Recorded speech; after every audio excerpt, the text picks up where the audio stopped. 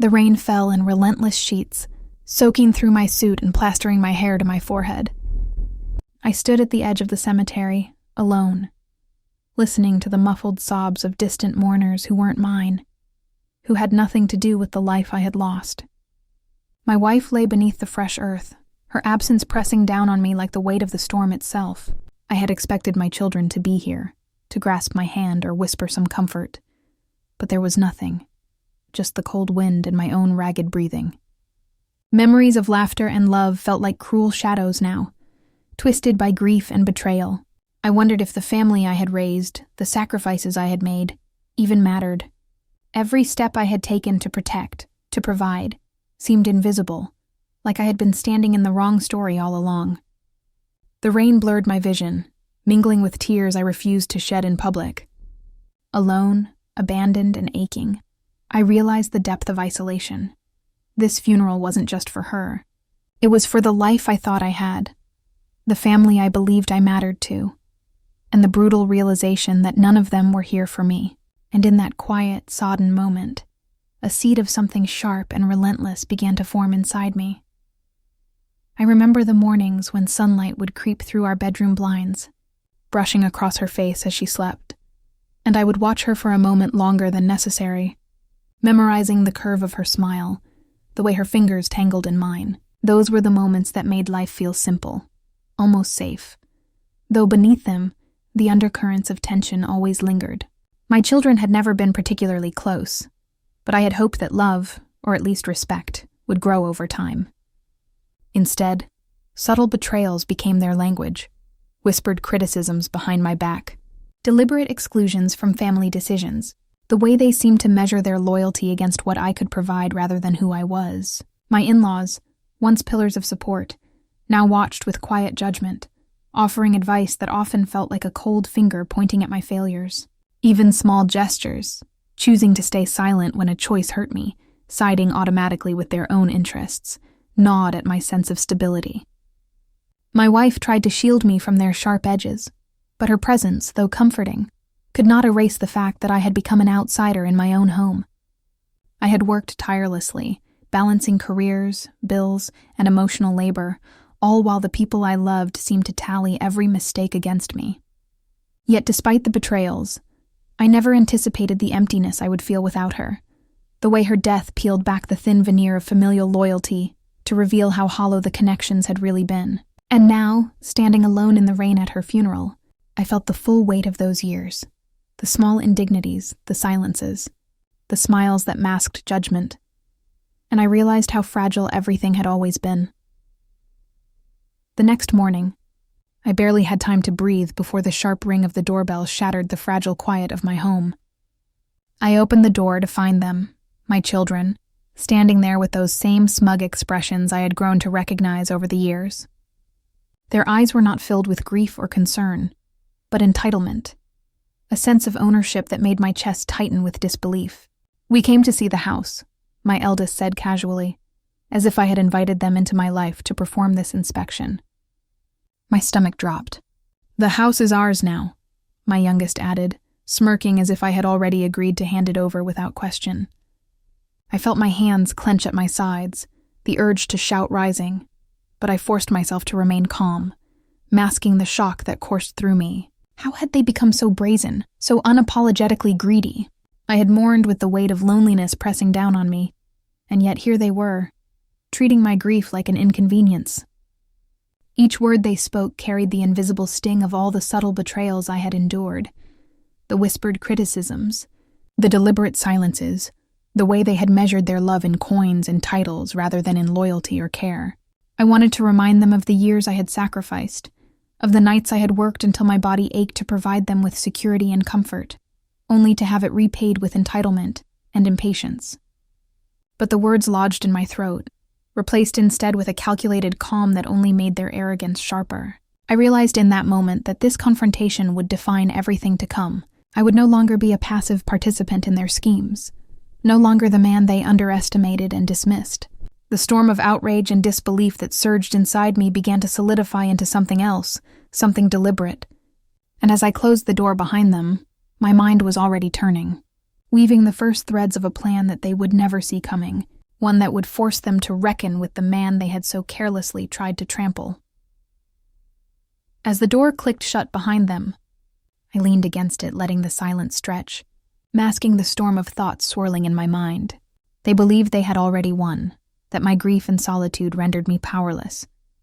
But they had forgotten one crucial fact. I had never played my cards openly.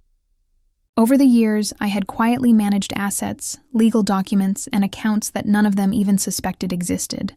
The second house, tucked away in another part of town, had been purchased in secret, a refuge for the family I thought I might one day create.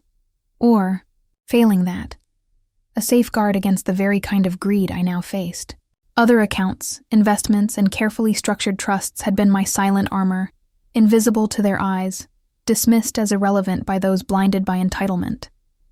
I allowed them to underestimate me, knowing that appearances were a weapon. In my solitude, I began to trace the outline of a plan, weaving together the facts they ignored, the vulnerabilities they exposed, and the arrogance they flaunted.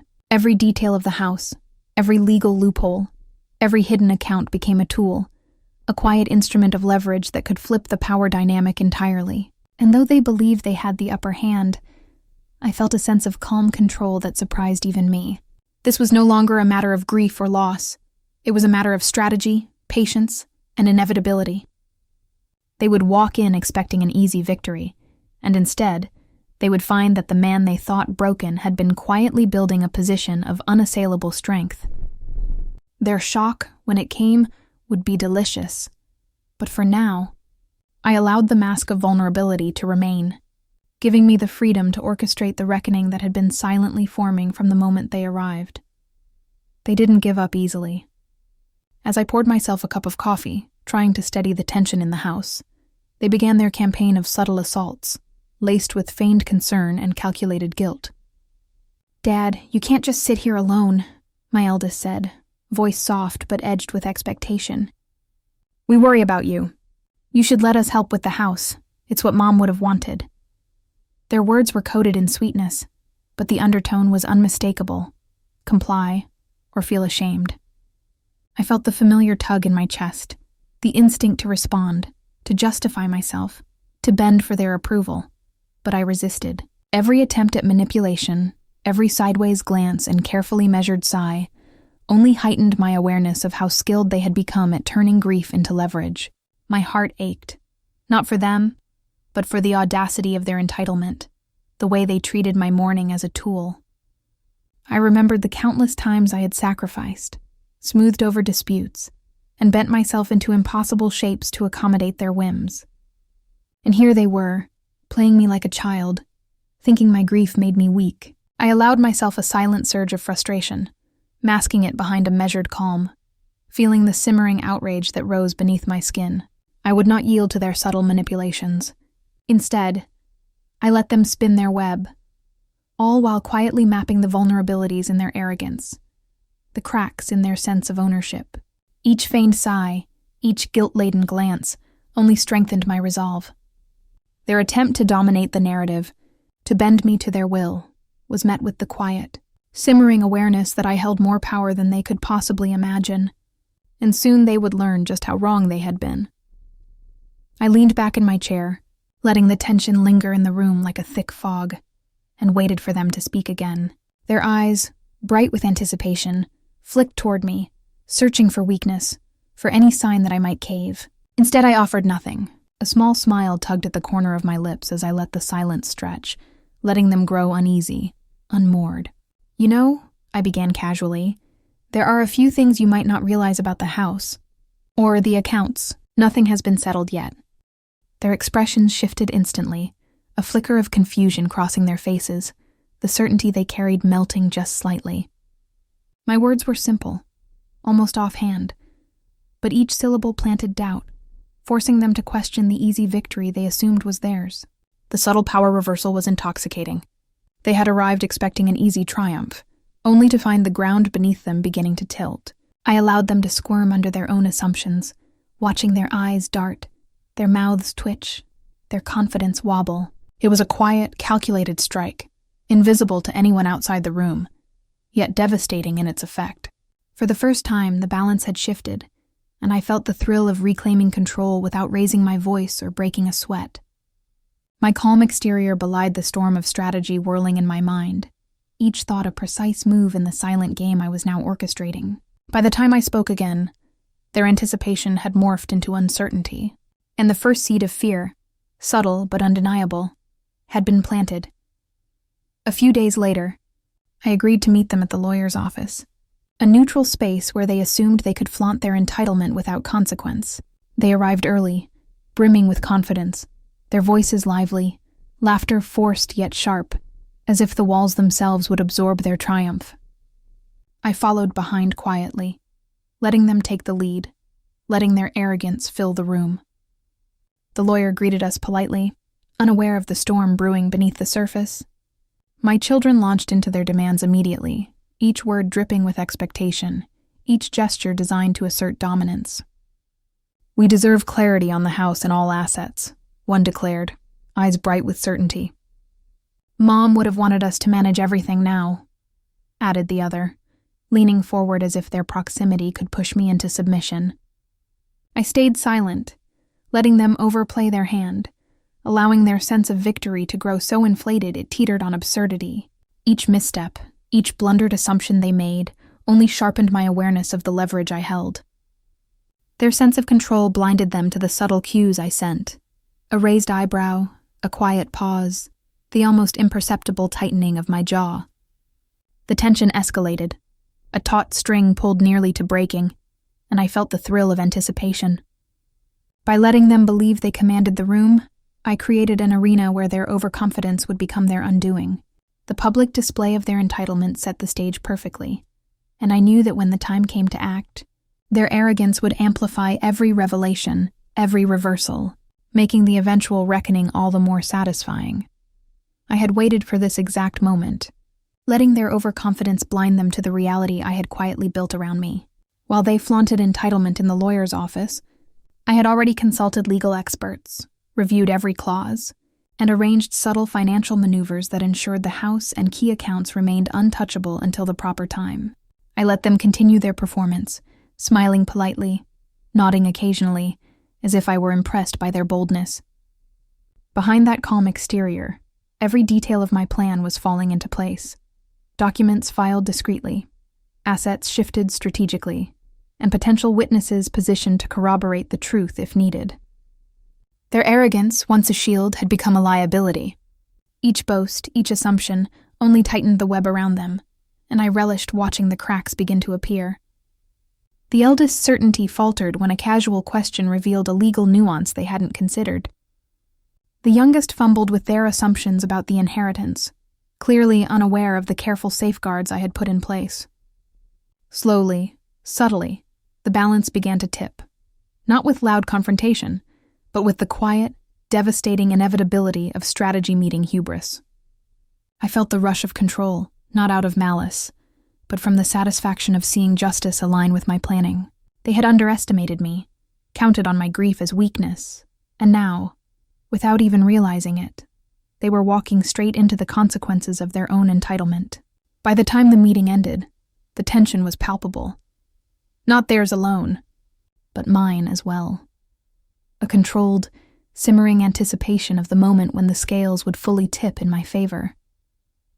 As I sat alone later that evening, the house quiet except for the hum of the heater, my mind drifted through the years I had poured into my family, the countless sacrifices that had gone unseen. I remembered working late nights, skipping meals, and putting my own needs aside to ensure they never wanted for anything. I had attended every school recital, cheered at every sports game, and paid off debts they didn't even know existed, all while quietly carrying the weight of financial and emotional burdens. I had swallowed arguments, hidden disappointments, and foregone pleasures so they could thrive, believing that love alone would secure their respect. Yet in the face of grief, entitlement and greed had overshadowed any of the care I had shown. My heart tightened as I thought of the years spent quietly sacrificing, only to have my mourning met with manipulation and presumptuous demands. Every memory reinforced the injustice, each recollection sharpening the contrast between the father I had been and the children they thought they could control. I let the sting of betrayal burn just enough to fuel my resolve, knowing that my suffering was not weakness, but a reservoir of moral authority. In that stillness, empathy for my own perseverance intertwined with outrage, laying the emotional groundwork for the reckoning I was quietly orchestrating. The day of the final meeting arrived, and I walked into the room with the quiet confidence of someone who had already won. My children were there, smirking, exchanging glances as if their victory was guaranteed.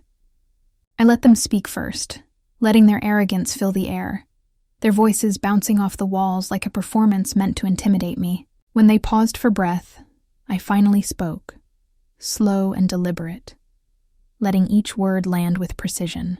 "There seems to be a misunderstanding," I began, watching their smiles falter slightly. "The house, as you assumed, is not immediately yours. The accounts and assets, which you believed would be transferred today, are tied up with conditions you overlooked. And there's more you haven't considered." Confusion spread across their faces, then panic as I outlined the careful legal arrangements I had put in place months ago, quietly shifting ownership, securing trusts, and documenting everything to ensure my control remained absolute. I could see the disbelief mount, the certainty they carried for years crumbling in real time. I didn't need to shout or berate them. The silence that followed my words spoke volumes, their mouths opening and closing like fish, searching for a response that didn't exist. And then I revealed the final layer, the social consequences they had ignored, the subtle exposures of their arrogance that had already reached the right ears, their reputations quietly undermined while they acted as if the world owed them respect. Their shock was palpable, their confidence shattered, replaced by a flustered desperation that only emphasized the disparity between expectation and reality. I let them sit in that tension, fully absorbing the impact, as I calmly walked them through every detail, highlighting the arrogance and entitlement that had led them to this humiliation. The satisfaction was not cruel. It was the inevitability of justice finally manifesting. I had not raised my voice, I had not struck with fury. I had simply allowed the truth, carefully cultivated and strategically positioned, to fall into place. Their defeat was complete, emotional and practical, a reckoning born from their own overconfidence. And as I watched their faces pale, the weight of years of manipulation, entitlement, and betrayal finally crashing down, I felt a quiet triumph, a vindication of both my patience and my integrity. After the meeting, I returned home and finally allowed myself to breathe, the tension that had gripped me for weeks slowly unwinding. The children's faces, still pale from the shock of their humiliation, replayed in my mind, each one a testament to the arrogance and entitlement they had carried for far too long. Justice had been served, not through anger or confrontation, but through careful planning and the undeniable force of truth. I thought of the subtle smiles that had crept across my lips during the meeting, the way their assumptions had crumbled beneath the weight of what they had ignored for years. It was a quiet triumph, one that resonated deep within me, a validation of every sacrifice I had made, every sleepless night, and every compromise I had swallowed for their sake. The relief I felt was profound, a cleansing of the bitterness that had threatened to consume my grief. I realized that karma had not been rushed. It had arrived precisely when it was meant to, through their own missteps and my quiet vigilance. And while I could feel the lingering sting of loss for the wife who had shared this life with me, the empowerment I now held was undeniable. I was no longer the passive, grieving father they had tried to manipulate. I had taken control, reclaimed my dignity, and ensured that their overconfidence met the consequences it deserved. In the quiet of my home, I let myself feel the satisfaction of balance restored, of moral scales tipped correctly, and of the subtle but absolute power of patience, intelligence, and quiet resolve. This was justice, real and unflinching, and for the first time since her funeral, I felt whole again. As the days passed, the house felt different, calmer yet heavy with absence.